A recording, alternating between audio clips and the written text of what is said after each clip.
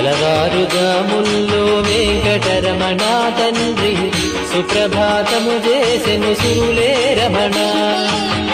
పంచామృతములతో వెంకటరమణ తండ్రి నిత్యాభిషేకములే నిత్యము రమణ. వజ్రమకుటంబుతోను వెంకటరమణ తండ్రి శంకు చక్రధారుడవే తిరుమల రమణ. మూడు నామాలతోను వెంకటరమణ తండ్రి ముల్లోకములు ఏదడి మూర్తి విరమణ.